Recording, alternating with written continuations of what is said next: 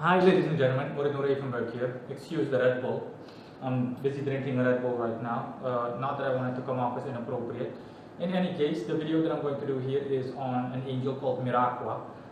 Miraqua, Miraqua. This is an angel that a good while ago approached me and offered his services. He's by far not the only one for any person that follows my work. Yeah, what else is there to say? Miraqua is a lunar angel. When he first appeared to me, he was pink in color, and he's very gentle and loving and all of that. His specific correspondence is 19 degrees in Cancer. 19 degrees stands for dilettante, is simply someone that's a trifler with ideas and situations, someone that's capable of making changes in ideas and situations. He reminds me of one of the angels mentioned, lunar angels mentioned in the Greater Key of Solomon. I forgot that angel's name. But again, I'm not going to get into that. He just reminds me of one of these lunar angels on the first pinnacle, on those lunar pentacles of the Greater Key of Solomon. Yeah, in any case, Miraqua, I decided to work with Miraqua shortly a couple of weeks ago. It's been a couple of weeks, 3 weeks that I've worked with him approximately, because my financial manager, my beloved Vice Lord, the Archangel Sandalphon, told me that alongside Belial, Miraqua would make an excellent booster. Miraqua would make an excellent booster for boosting my businesses and seeing to an income, and everything's going great.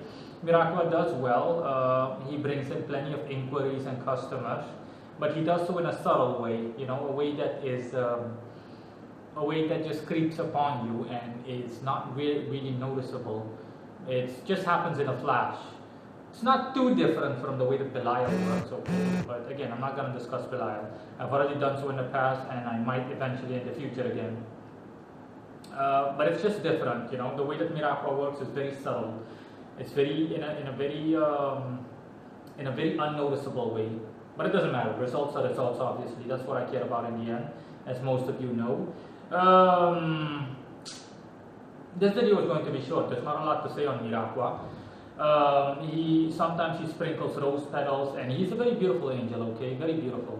He looks a lot like Raziel, tall like Raziel, but his primary color is more pinkish, okay? Everything from his eyes, pink, his hair obviously not black basically, and sometimes blonde. And he wears a rose crown every now and then. Basically a crown made of roses. He sprinkles rose petals sometimes when he walks, and that is it. So yeah, it's not surprising, okay? It's anything but surprising.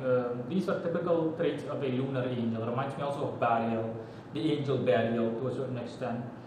In any case, I finally found a use for him. Back when he first approached me, I was like, I don't know if I can find a use for you, because he does restrict himself. He but he works by a code, of course, a moral, ethical code, and he restricts himself, okay? He's basically reluctant, to put it that way. He's not too eager to help people unless he's convinced that you are worthy of his help. Morals mean everything to him, he says, and what else?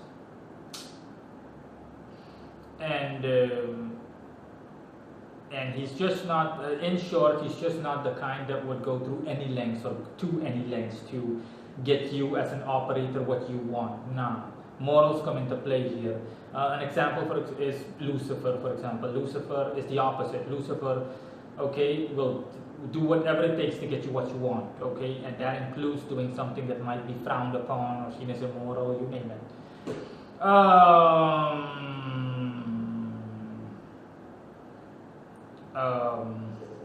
Yeah, and that is pretty much it, okay? But again, Miraqua does well, marvelously well. The spirits that I currently have in my lineup, aside from my two patrons, of course, my beloved Lord Samael and Vice Lord Sandalphon, my Lord being Martian and Sandalphon being Earth/Venusian in correspondence somewhat. Aside from that, Miraqua is, let's see, he's the only other lunar angel that I have. Yeah, he's the only other lunar angel that I have. And yeah, that's pretty much it. He's also the only one that pretty much specializes in money. I don't really have any other spirits that specialize in money. Currently, I'm working with Zipar, Mercurial Angel Spifer, Belial, Raziel, and Miraqua. And yeah, that's pretty much it on Miraqua. But this video isn't just going to be about Miraqua. This video is also partially an update video. This video is also partially an update video. I had another tattoo placed. I thought that these tattoos on my arms, 6 tattoos in total, were going to be the last one. But after careful deliberation and talking to my patrons and everything, I was very reluctant and hesitant. Okay, we all decided that it was in my favor, of course, and that it would be beneficial to me to the point where it's worth it to put on another tattoo. So for me, it was going through that hell again of putting on an occult tattoo. Occult tattoos, by the way, hurt ridiculously. Okay, especially someone like me. I'm not someone that is petty, or I'm not someone that is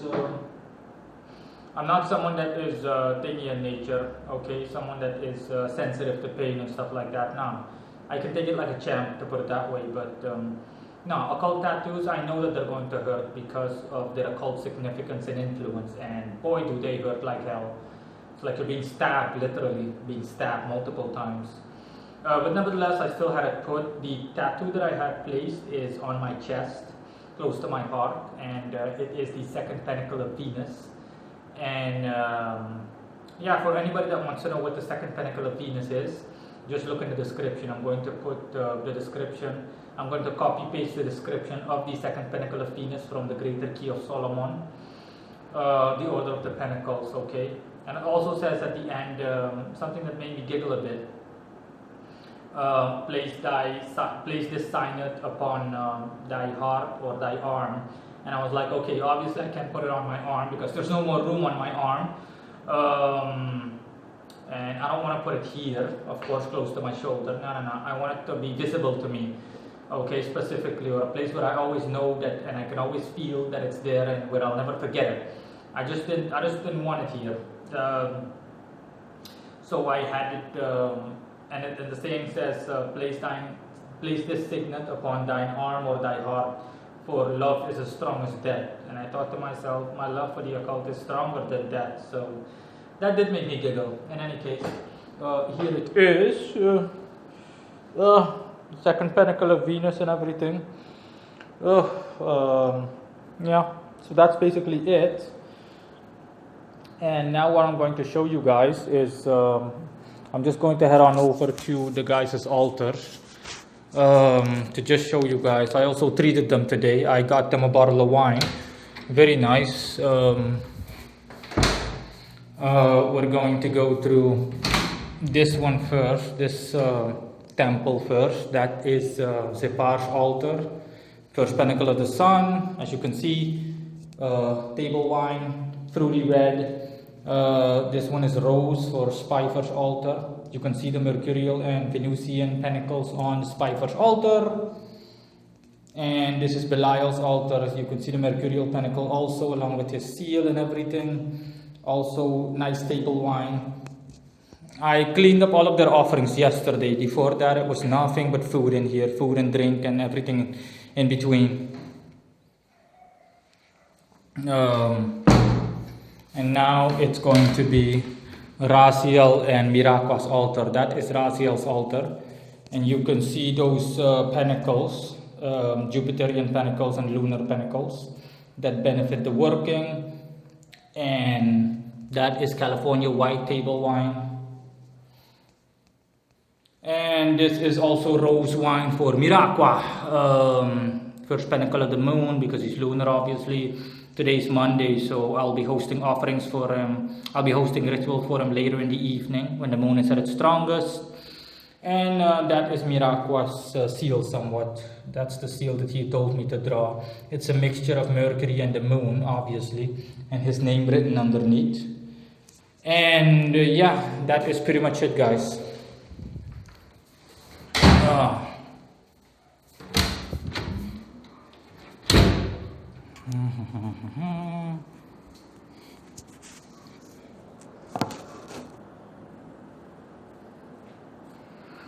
Oh, yeah, and that is pretty much it. There's nothing else that I need to say or mention. So, see you guys later.